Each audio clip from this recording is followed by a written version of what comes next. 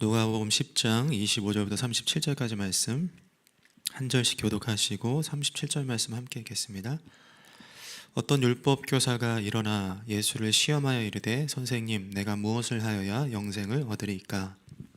예수께서 이르시되 율법에 무엇이라 기록되었으며 내가 어떻게 읽느냐? 대답하여 이르되 내 마음을 다하며 목숨을 다하며 힘을 다하며 뜻을 다하여 주 너희 하나님을 사랑하고 또한 내 이웃을 내 자신과 같이 사랑하라 하였나이다. 예수께서 이르시되 내 대답이 옳도다. 이를 행하라. 그러면 살리라 하시니 그 사람이 자기를 옳게 보이려고 예수께 여짜오되 그러면 내 이웃이 누구니이까? 예수께서 대답하여 이르시되 어떤 사람이 예루살렘에서 여리고로 내려가다가 강도를 만나매 강도들이 그 옷을 벗기고 때려 거의 죽은 것을 버리고 갔더라. 마침 한 제사장이 그 길로 내려가다가 그를 보고 피하여 지나가고 또 이와 같이 한 레위인도 그곳에 이르러 그를 보고 피하여 지나가되 어떤 사마리아 사람은 여행하는 중 거기 이르러 그를 보고 불쌍히 여겨 가까이 가서 기름과 포도주를 그 상처에 붓고 싸매고 자기 짐승에 태워 주막으로 데리고 가서 돌보아 주니라. 그 이튿날 그가 주막 주인에게 데나리온 2를 내어주며 이르되 이 사람을 돌보아 주라. 비용이 더 들면 내가 돌아올 때에 갚으리라 하였으며 내 생각에는 이 세 사람 중에 누가 강도 만난 자의 이웃이 되겠느냐? 함께 읽겠습니다. 이르되 자비를 베푼 자니이다. 예수께서 이르시되 가서 너도 이와 같이 하라 하시니라. 아멘. 우리는 지난 시간 이 본문을 통해 구원, 영생, 신앙에 대한 관점에서 말씀을 살펴봤습니다. 오늘은 그 신앙의 가장 핵심인 그 사랑에 대해서 말씀을 나눠보려고 합니다. 제가 종종 보는 프로그램 중에 그 옥탑방의 문제아들이라고 있습니다. 제 PD가 이렇게 질문을 하면 출연자들이 같이 이제 뭐 토론도 하면서 이게 문제를 맞추는 거예요. 근데 한 번은 그 노사연 그 가수 만남을 부른 만남인가요? 만남, 우리 만남은 그 부른 노사연 가수가 거기 나와가지고 뭐 막 웃고 떠들고 하다가 이제 그 질문을 하나 이렇게 PD가 던졌습니다. 제가 보면서 되게 흥미로웠는데 제가 한번 여러분에게도 질문 한번 드려보겠습니다. 권태기에 빠지거나 헤어진 커플들에게서 공통적으로 발견되는 법칙은 무엇인가? 질문이 살짝 어렵긴 한데 잘 사귀던 이제 연인 사이가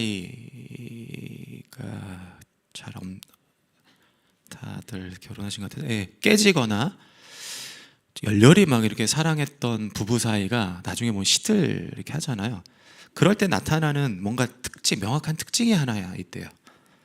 여러분도 한번 맞춰보십시오. 여러분도 아마 사랑을 아주 오래전에 지금도 사랑하시나요? 그럼 너무 제가 개인적으로 보면은 온누리 비전교회 성도님들이 부부 사이가 좋으세요. 제가 너무 여러분 몇 번 말씀드렸던 것 같은데 아이들 양육하면서 제가 1순위로 그 아이들 신앙교육의 1순위로 꼽는 게 부부 사이가 좋은 거로 제가 뽑습니다. 그만큼 아이들이 안정감을 취하는데 보면 이렇게 사이가 좋으세요. 그래서 잘 모르실 것 같기도 한데 이 질문에 대한 답을 답이 이렇습니다. 왜 권태에 빠지거나 헤어진 커플들에게서 어떤 법칙이 나타나냐 했더니 사랑에 빠지는 이유와 권태에 빠지는 이유가 같다라는 거예요. 그러니까 처음에 그 사람을 만날 때 어머 저거 너무 멋있다 했는데 나중에 그 모습이 나한테 내 속에서 열불이 나게 하는 거예요. 그러니까 이 남자가 막 논리적이고 굉장히 똑똑해 보이는데 나중에 결혼해서 보니까 내가 울고 있는데 옆에서 왜 울고 있어? 막 이러는 거예요. 공감 1도 못하고 옆에 지적질을 하는 이런 느낌이죠. 이 여자가 너무 활발하고 이렇게 발랄하니 너무 좋았는데 나중에 보니까 집에를 안 들어와. 이런 느낌인 거죠. 그러니까 이런 것처럼 이 본문이 아니죠. 거기 프로그램에서 이제 노사연 씨는 남편이 가수 이무송 씨잖아요. 하얀 수영복에 반했다고 했는데 거기 이제 TV에서 지금은 그 하얀색 꼴도 보기 싫다고 그런 얘기를 하더라고요. 그러니까 제가 이런 상황을 이렇게 질문이랑 답을 이렇게 보면서 그 사랑이 참 어려운 것 같아요. 이게 만만치가 않아요. 뭐 부부나 연인 사이뿐만 아니라 뭐 자녀를 애정해서 이렇게 키우는 것도 그렇고, 친구들의 우정 뭐 금이 가기도 하고 막 그러잖아요. 또 교회 성도님들의 필요를 따라 이렇게 채워주고 섬겨주는 것도 그렇고, 또 무엇보다 하나님을 사랑하는 것, 이게 참 쉽지가 않단 말입니다. 그래서 우리는 사랑을 배워야 합니다. 에리 프롬이 이제 사랑의 기술에서 사랑을 안 해서 사랑의 관계가 깨지는 게 아니라 사랑하는 법을 몰라서 이제 그 관계가 깨진다는 얘기를 하는데, 그런 것처럼 우리는 사랑이 무엇인지, 왜 우리가 사랑을 못 하는지, 어떤 것이 잘못됐는지, 그럼 어떻게 사랑해야 되는지, 이런 부분들을 이제 배워야 하는데, 오늘 예수님께서 그 부분을 심도 있게 짚어 주십니다. 본문으로 들어가 보면 이 사건이 이렇게 시작되죠. 한 율법 교사가 예수님께 찾아와서 뭘 해야 영생을 얻습니까? 라고 묻죠. 그리고서 이제 자기가 질문해 놓고서 자기가 답을 합니다. 하나님을 사랑하고 이웃을 사랑하는 것입니다. 이렇게 얘기를 하죠. 그리고 나서 이 율법 교사가 자기가 옳게 보이려고 하나의 질문을 더 합니다. 오늘 본문 말씀 29절 보면, 그 사람이 자기를 옳게 보이려고 예수께 여짜오되 그러면 내 이웃이 누구니까? 라고 질문하죠. 내 이웃이 누구니까? 라는 질문을요, 한번 이렇게 곰곰이 들어가 생각을 해보십시오. 이 말에는 뭐가 담겨져 있냐면, 내 이웃이 될 사람들도 있고 내 이웃이 되지 않을 사람들도 있다는 거예요. 자기가 하나님 사랑과 이웃 사랑, 율법의 가장 핵심적인 가치를 얘기를 했기 때문에 어떤 표현이냐면, 내가 사랑할 사람들도 있고 내가 사랑하지 말아야 할 사람들도 있다라고 묻는 것이죠. 더욱이 이 사람이 자기를 옳게 보이려고 한 말이기 때문에 이런 사랑의 개념이 자기가 맞다, 나는 이게 사실이다라고 확신을 가지고 있는 것이죠. 뭐 지금도 뭐 비슷한 양상이죠. 우리가 내게 좋아하는 사람들을 사랑해 주는 것을 사랑의 범주 안에 넣죠. 그래서 나는 사랑을 잘 실천하고 있는데 라고 생각할지 모르지만, 예수님께서는 이게 잘못되었다라고 지적을 하시는 거예요.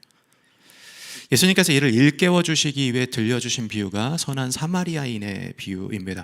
30절부터 나오죠. 30절 보시면, 예수께서 대답하여 이르시되 어떤 사람이 예루살렘에서 여리고로 내려가다가 강도를 만나매 강도들이 그 옷을 벗기고 때려 거의 죽은 것을 버리고 갔더라.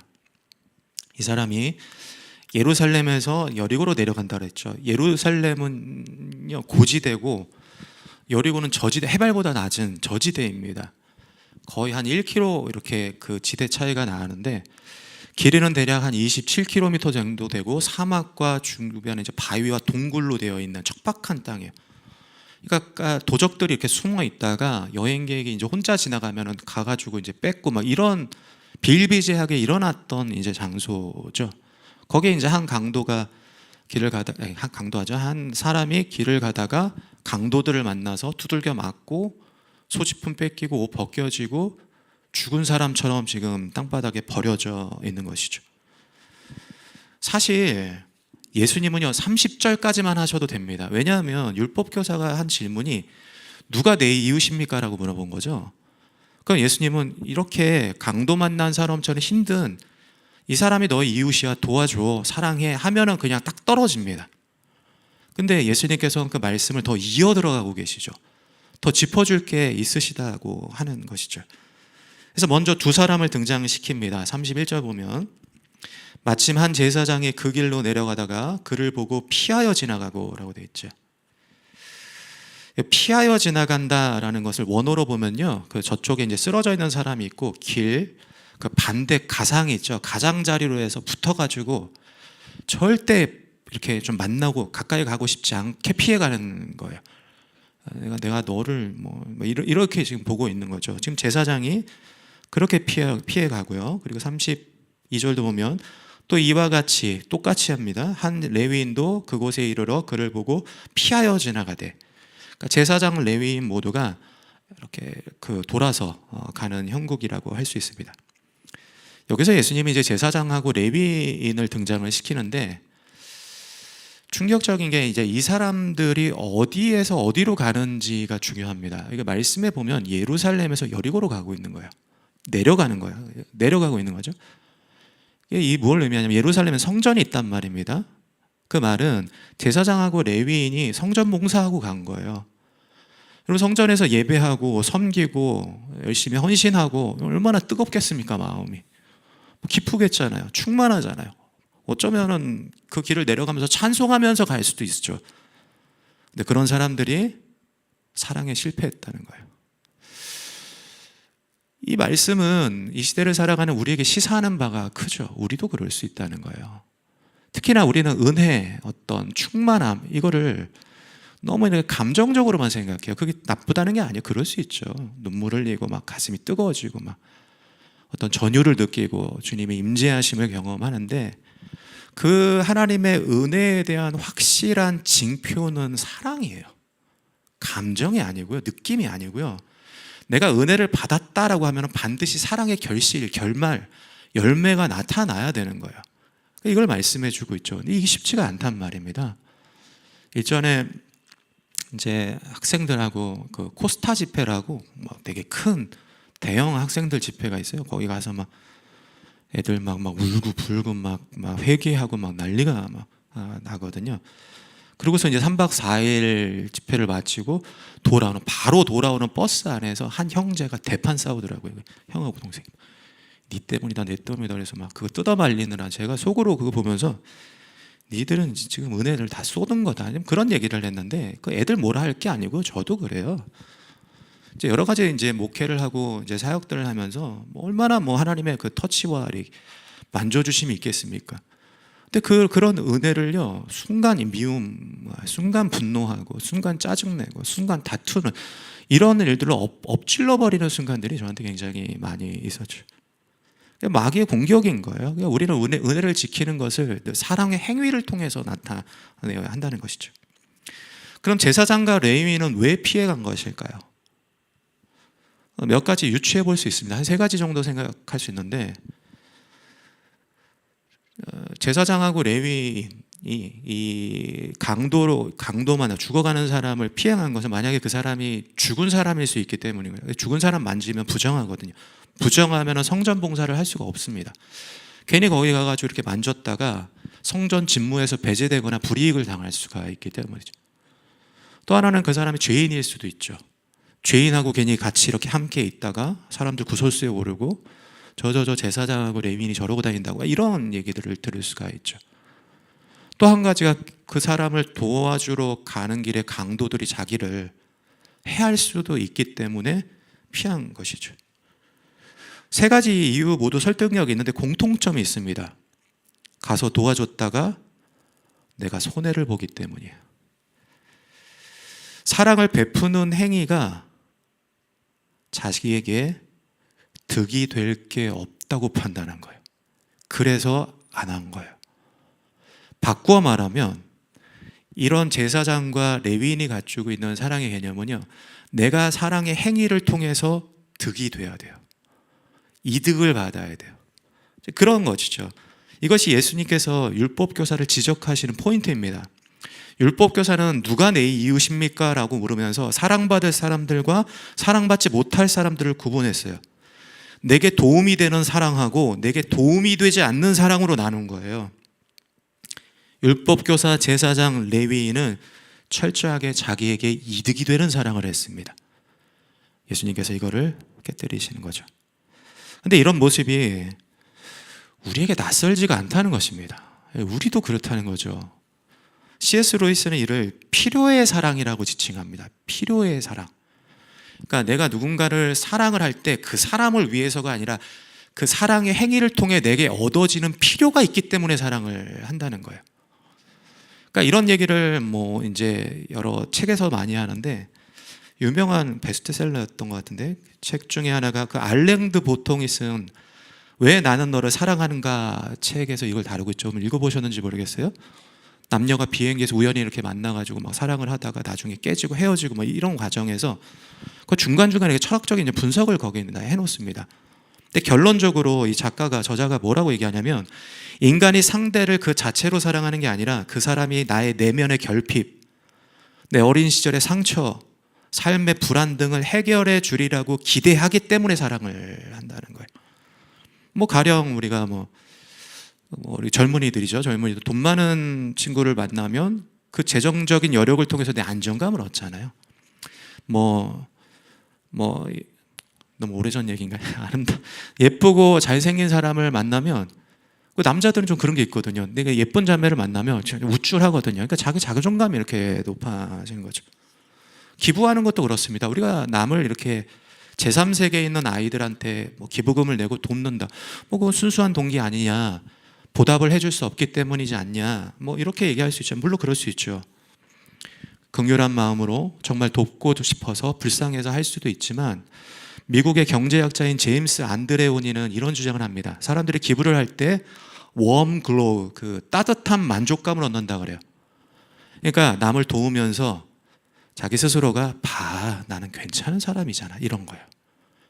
그러니까 뭔가가 우리가 사람을 돕고 필요를 채워주고 사랑이라는 이름으로 행위를 할 때 그게 우리에게 어떤 필요를 채워주고 득이 되고 도움이 되기 때문에 할 수 있다는 것이죠.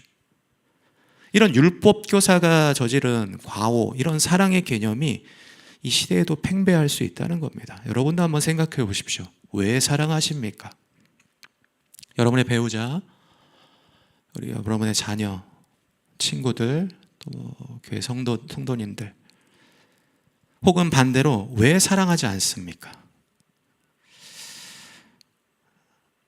너무 부정적으로 몰아가지고 굉장히 좀 다운되어 있는 분위기인 것 같은데, 제가 한 말이 아니라 심리학자들하고 철학자들이 그 100% 이타적인 사랑은 없다 그래요.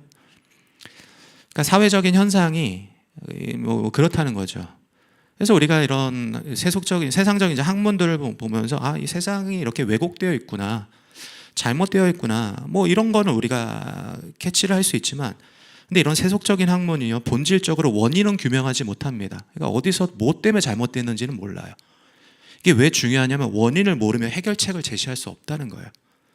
그냥 조금 더 착하게 행동해 이렇게 얘기를 하죠. 조금 더 그 사람의 말을 들어줘. 조금 더 너가 좀 선의를 베풀어야지 이렇게 접근한단 말입니다. 이게 해결책이 아니라는 거예요. 그래서 우리는 성경으로 들어가야 됩니다. 성경은요, 원인을 분명하게 말씀하고 그에 대한 답도 우리에게 주고 있기 때문이죠. 오늘 예수님의 가르침을 마저 들어보겠습니다. 예수님은 제사장과 레위인이 피해간 자리에 한 사람을 등장시키죠. 그가 사마리아 사람입니다. 이 사람은 여행 중에 길바닥에 쓰러져 죽어가는 피해자를 보죠. 그에게 다가가 상처를 소독해주고 나귀를 태워 숙소로 데려가 보살피고 값을 지불합니다. 그리고 떠나갑니다. 여기에 보면 사마리아 사람이 베푼 친절과 호의는요, 전혀 대가를 바라지가 않아요. 저 같으면 만약에 제가 이 사마리아 사람이었으면 그 숙소에서 이 사람 깨어날 때까지 기다렸을 것 같아요. 며칠, 몇 날, 며칠. 혹은 이 사람이 너무 안 깨어나면 숙소 그 주인에게 내 이름 석자를 알려주면서 이 사람 깨어나면 알려달라, 이렇게 가르쳐 주라고. 이렇게 했을 것 같아요. 그런데 이 사마리아 사람은 뒤로 돌아보지 않고 갔다는 거죠. 다시 말해 자기의 행동이 자기에게 전혀 득이 될 게 없다는 거예요. 오히려 시간과 물질에 대한 손해가 발생을 했죠. 이게 결정적인 차이점입니다. 제사장과 레위인은 사랑의 행위를 하지 않는 이유가 자기에게 득이 되지 않기 때문이고, 이 사마리아 사람은 그 사람을 도운 이유가 그 사람에게 득이 되기 때문이에요. 자기에게 득이 되는 게 아니라 그 사람에게 득이 되기 때문이죠. 그래서 다친 사람이 그저 잘 되고 회복되고 가족에게로 돌아가 행복하기를 바라는 것이 동기였어요. 더욱이 본문 30절에 보면 이 강도 맞는 사람이 예루살렘에서 여리고로 내려가다라고 되어 있습니다. 무엇을 말해줍니까? 다친 사람이 유대인이라는 거예요. 성전 갔다 집으로 가는 길이에요. 사마리아 사람에게 유대인은요, 치를 떠는 원수입니다. 아마 이 선한 사마리아 사람이 여행 중이라고 되어 있기 때문에 여기저기 이제 식당에 들어갈 때마다 우르르 유대인들이 피했을 거예요. 저기 더러운 사람 왔다고.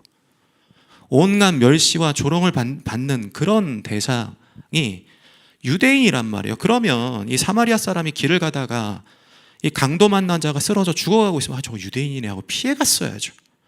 그런데 어떻게 합니까? 앞뒤 가리지 않고 가서 도왔단 말이에요.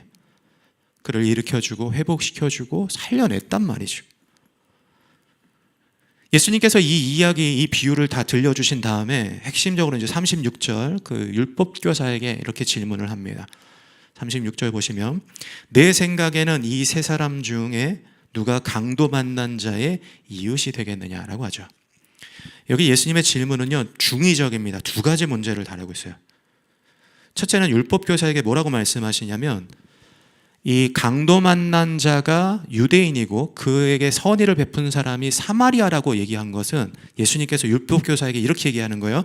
너는 선한 사마리아가 아니라 사람이 아니라 너는 강도 만난 자다라고 얘기하는 거예요. 너는 지금 죽어가고 있고 너는 죄로 인하여 하나님으로부터 멀어져 있다라고 지적을 하신 거예요. 너가 이 죄의 문제를 해결하지 않는 이상 너는 절대로 사랑할 수 없다. 구원받을 수 없다. 지금 이 말씀을 예수님께서 가르쳐주고 계시죠. 또 하나 가르쳐주시는 것은 그에게 율법과 행위를 말씀하십니다. 이 율법교사는 누가 내 이웃입니까? 내가 사랑하지 말아야 할 이들은 누구입니까? 라고 물었지만 예수님은 이렇게 얘기하시는 거예요. 누가 너의 이웃이 될 만한지 묻지 말고 너가 이웃이 되주라고 한 거예요. 즉 너는 사랑받을 대상을 선택할 수 없다. 그저 사랑해라 라고 말씀하는 것이죠. 예수님은 율법교사와 같은 오늘날 우리에게도 동일하게 말씀하십니다. 여러분, 우리의 사랑은요 조건적이에요. 기울어져 있습니다. 내게 잘 대해주는 사람, 조금만요 내게 뭐라고 하는 사람, 그 사랑에서 배제시키죠.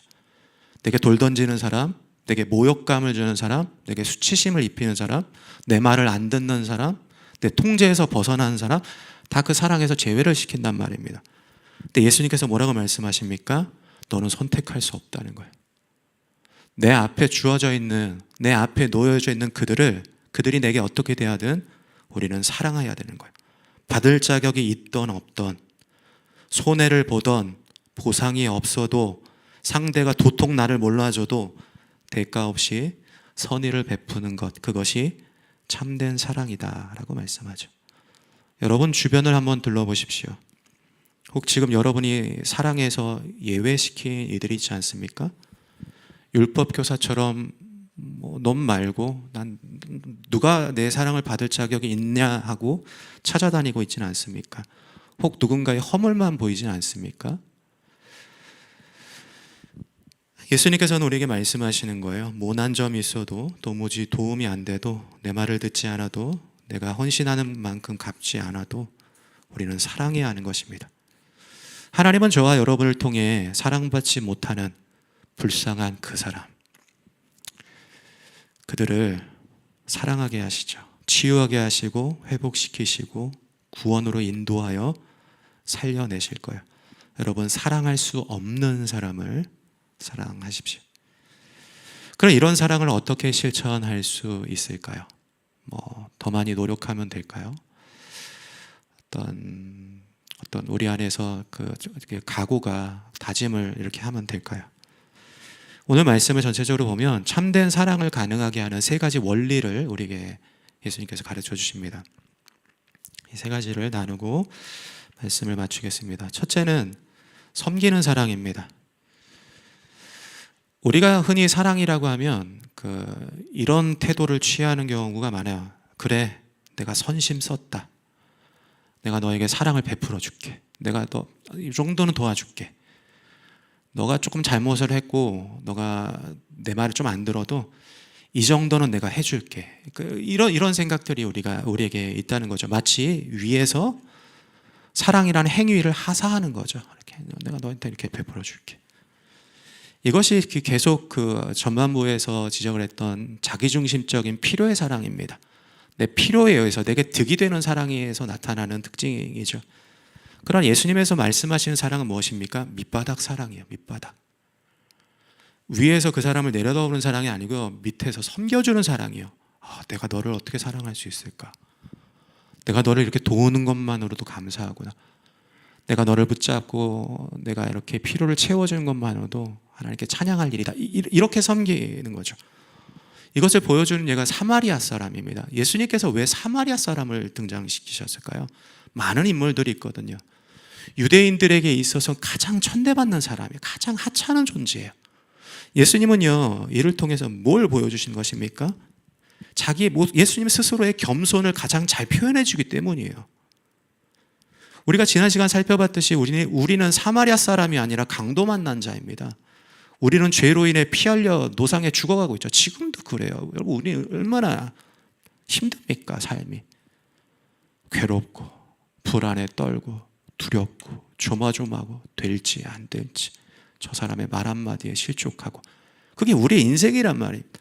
그거를 내가 어떻게 해결할 수 있습니까? 우리 노력을 안 되는 거예요. 주님이 우리를 건져내어 주시는 거예요. 그럼 우리 강도 만난 자와 같은 우리를 살려내시기 위하여 예수님께서 우리에게 오셨죠. 어떻게 오셨습니까? 빌립보서 2장 6절에서 8절이죠. 그는 근본 하나님의 본체시나 하나님과 동등됨을, 위에서 동등됨을 취할 것으로 여기지 아니하시고 오히려 자기를 비워 종의 형체를 가지사 사람들과 같이 되셨고 사람의 모양으로 나타나사 자기를 낮추시고, 하나님과 동등된 위치에서 자기를 낮추시고 죽기까지 복종하셨으니 곧 십자가의 죽으심이라.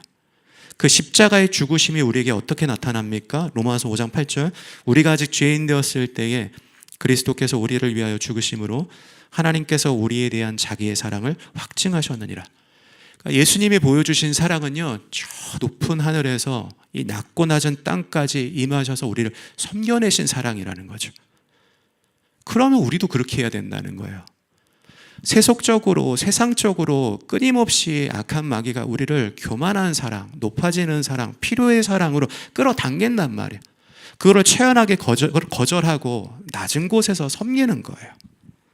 만약 여러분이 예수님처럼 누군가를 사랑하기 위해 분을 참고 희생하고 포기하고 묵묵히 애쓰고 있다면, 이 인간아 하면서 아픔을 어루만져주고 그 사람의 아픔을 어루만져주고 보살펴주고 대가를 지불하고 있다면 그게 사랑인 거예요. 잘하고 계시는 겁니다. 여러분의 그런 겸손한 사랑을 통해서 하나님이 여러분뿐만 아니라 그 사람도 살려내실 겁니다. 두 번째는 체유라는 사랑입니다. 체유를 하는 사랑. 마틴 루터 킹 목사님은 오늘 선한 사마리아 비유를 다음과 같이 해설했습니다. 제가 읽어드리겠습니다. 제사장과 레위인은 내가 멈춰서 이 사람, 강도 만난 자를 도우면 나에게 무슨 일이 생기겠는가를 물었지만, 선한 사마리아인은 질문을 뒤집어 내가 이 사람을 돕지 않으면 그에게 무슨 일이 생길까를 물었다. 되게 통찰력 있죠? 제사장과 레위인은요, 이 사랑의 행위가 나한테 어떻게 다가올까를 물었는데, 선한 사마리아 사람은 사랑을 실천하면서 이게 내가 아니고요, 이 사람에게 어떻게 득이 될까, 이 사람에게 어떻게 영향을 미칠까를 물었다는 것이죠. 사마리아 사람은 자기가 득이 되는 사랑이 아니라 상대가 득이 되는 사랑을 했던 거예요. 상대가 좋은, 상대가 기뻐하고 상대가 행복하고 치유받고 잘 되기를 바라는 행위는 어디에서 오냐면 그 사람 상황 속으로 들어가 봐야 알아요. 이 공감이라고 얘기를 하죠. 여러분들, 공감이 안 되면요, 그 사람의 편에서 그 사람을 도울 수가 없어요. 그래서 이 말씀, 이 33절에 보면은 불쌍히 여겨라는 게 공감을 내포하고 있는 거예요. 저 사람의 입장에서 얼마나 힘들까. 저 내로 놔두면 죽어갈 텐데, 가족들이 있을 텐데, 자녀들이 있지 않을까? 그러고 얼른 가서 이제 도와준 거죠. 그래서 우리는 공감하는 마음이 필요하다는 거죠. 이게 사실 우리가 좀 어려워하는 영역입니다. 모르겠어요. 저희 교회 성도님들은 보니까 이걸 굉장히 잘 하시는지, 저는 개인적으로 제가 이게 제일 잘 안 되는 것 같아요. 공감 좀 사람이 무심하고 좀 불친절하고 막 그런 면이 좀 대답을 안 하셔서 막 진짜인 것 같은 느낌이 드는데, 그러니까 보면은 제가 이렇게 어떤 상황들을 보면은 그 이해 안 되는 게 많아요. 예전에 이제 어떤 유튜브에서 이제 그런 이제 상황에 따른 반응을 이제 얘기를 하더라고요. 이제 어떤 사람이 운전하고 가다가 차 사고가 확 난 거야. 근데 이제 두 가지 반응을 얘기를 하더라고요. 하나는 이제 논리적인 사람이죠. 그 논리적인 사람한테 사고 난 사람이 전화를 하면은 보통 어떻게 합니까? 우리 남자분들이 잘 아실 것 같은데, 보험회사 전화했어? 이 마디보다 하죠. 보험 바로 전화했어? 어디서 어떻게 잘못된 거야? 그러게 운전 조심하라고 했지. 막 이런 얘기들 하잖아요. 근데 반대로 이제 그 상황에서 감성적인 분들은 이렇게 얘기를 한다고 하더라고요. 그래서 전화를 하면 너 괜찮아? 다친 데 없어? 어디 가서 달달한 거 먹어. 이렇게 하는데 제가 그 끝에 달달한 거 먹어가 이게 이해가 하나도 안 돼요. 이해되시나요? 이게 아니 사고 처리가 안 됐는데 뭘 달달한 걸 먹지? 막 이런 거 그러니까 공감이 안 되는 거죠. 아마도 그 가슴 떨리는 그 심장을 부여잡고 그 달달한 거 먹으면서 좀 안정을지 이거 맞나요? 이렇게 해석하는 게 맞죠. 알긴 아는데 이게 공감이 안 되는 거 공감이. 그러니까 제가 보면서 이 말씀을 이렇게 묵상하면서 야 이거 어떻게 하지? 이거 나이가 하나도 안 되는데 이런 생각이 드는 거예요. 아마 남자분들도 좀 비슷한 경험들이 굉장히 많을 거예요. 뭐 그런 거 있잖아요. 연인이나 특히 이제 아내나 옷 2개 가지고 오면 그 시험하는 거잖아요. 빨간 옷하고 하얀 옷을 다 갖고 왔어요. 뭐가 더 예뻐? 이렇게 물어보잖아요. 어떻게 대답해야 되나요? 둘 다 예뻐 하면 뭐라고 합니까? 성의 없어 그러잖아. 빨간색 예뻐 그러면 하얀색 옷은. 그러니까 하얀색 옷 예뻐 그러면 빨간색 옷은. 둘 다 별로야 그러면 나랑 싸우자는 거야? 지금 이렇게 한단 말이에요. 상황이 좀 그렇다는 건데. 아마 이런 얘기를 원한 것 같아요. 이 하얀색 옷은 청초하고 빨간색 옷은 섹시하다. 뭐 이런 대답을 원하는 거죠.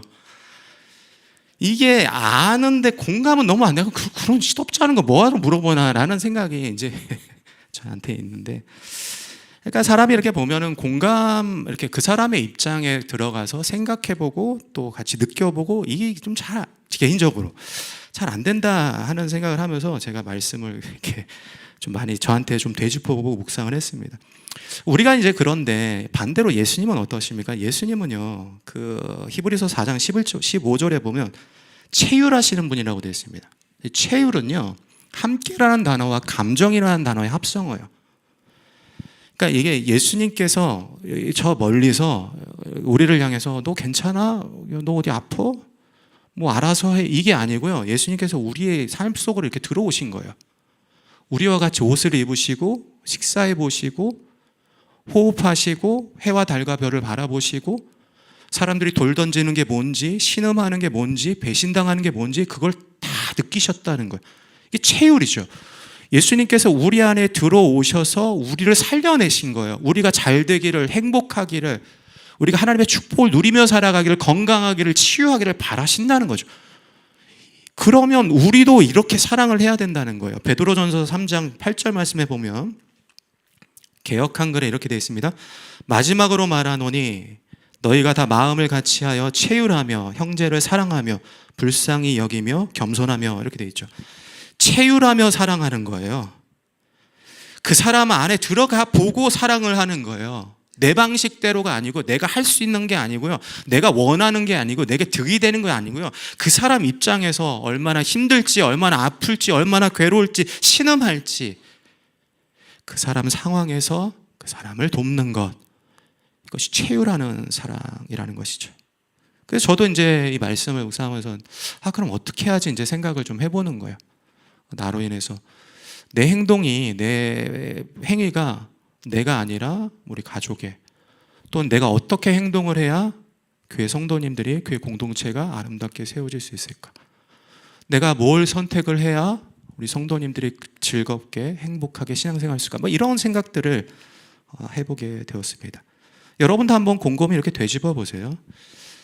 한 번쯤은 속상한 심정을 거두고 그 사람 속으로 들어가 보십시오. 뭐 권태를 느끼는 배우자 편에서, 속 썩이는 자녀의 입장에서, 다툼이 있는 이웃이나 함께 동역하는 성도의 상황으로 들어가 그 사람의 힘듦과 괴로움을 그 속에서 함께 공감해 보십시오. 참된 사랑은 내가 아니라 상대가 잘 되기를 바라는 마음의 행동입니다. 체휼하는 사랑이라는 것이죠. 마지막으로 셋째, 은혜를 통한 사랑입니다. 은혜로운 사랑이에요. 오늘 비유에서 예수님은 제사장과 레위인이 사랑에 실패했다고 합니다. 사마리아 사람은 성공을 했죠. 결정적인 차이가 33절에 불쌍히 여김이에요. 그러니까 이 사마리아 사람이 불쌍히 여김이라는 이 단어가 빠지면 이 사마리아 사람도 못했을 거예요. 이 용어가 들어가니까 이 사마리아 사람이 그 강도 만난 자를 유대인과 같은, 원수와 같은 그 사람을 살려내는 거죠. 근데 지난 시간 살펴봤듯이 불쌍히 여김이라는 이 용어는 신약 성경에서 하나님에게만 쓰이는 거예요. 예수님에게만 쓰인단 말입니다. 즉 이 사마리아 사람이 그 강도 만난 자를 도울 때 자기의 의지나 노력으로 한 게 아니라 은혜로 했다는 거예요. 은혜의 필터로 그 사람에게 다가가서 그 사람을 건져내어 줬다는 것이죠. 덴마크 신학자이자 철학자였던 쇠렌 키르케로그는 은혜로운 사랑이 나와 너 사이의 직접적인 관계가 아니라 그 사이에 반드시 하나님이 개입이 되어야 된다고 얘기를 합니다. 그러니까 하나님이 개입이 되어야 사랑할 수 있어요. 하나님의 개입이 안 되면, 하나님의 은혜가 개입이 안 되면요, 절대 사랑할 수가 없다는 거예요. 이는 우리 스스로를 되돌아보게 하죠. 여러분, 왜 사랑이 안 되나요? 그 사람이 못나서 그런가요? 그 사람이 실수해서 그런가요? 그 사람이 잘못해서 그런가요? 그 사람이 죄를 지어서 그런가요? 그렇지 않죠. 내게 은혜가 없어서 그런 거예요. 여러분, 내 안에서 하나님의 불쌍히 여기는 그 긍휼한 마음이, 하나님의 사랑이 막 차고 넘치면요, 하지 말라 그래도 사랑합니다. 하지 말라 그래도 손잡아줘요. 하지 말라고 해도 용납해 주는 것이죠.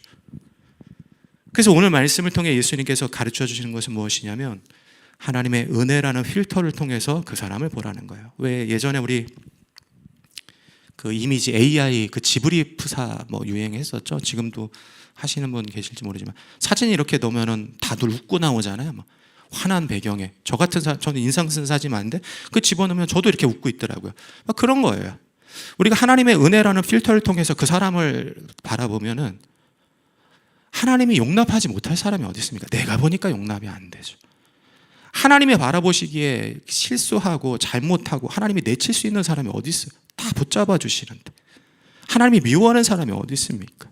그러니까 그 은혜라는 필터를 통해서 우리가 바라볼 때에 때론 내게 나를 힘들게 하고 내게 강도 만난 자처럼 유대인처럼 사마리아 사람에게 유대인처럼 나를 어렵게 하는 그런 사람들조차도 하나님의 은혜를 통해서 사랑을 전달할 수 있다는 것입니다.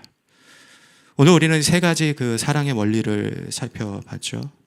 하나님이 강도 만난 자와 같은 나를 살려내시기 위해 베푸신 십자가의 은혜처럼 낮은 자리에서 섬겨주는, 낮은 곳에서 위로 섬기는 겁니다. 사랑으로. 그리고 상대가 잘 되기를 바라며 채우라는 사랑으로. 그리고 오직 은혜로 사랑을 베풀 수 있도록 하나님께서 내게 베풀어 주신 은혜라는 필터를 통해서 그들을 도우는. 그래서 이제 강도 만나 실족하고 쓰러져가는 많은 영혼들을 저와 여러분들을 통해 주님께서 살려내시고 그들을 구원하여 내시는 하나님의 역사가 저와 여러분들의 사랑의 실천의 자리 가운데 나타나기를 주님의 이름으로 축복합니다. 우리 찬양하고 함께 기도하겠습니다.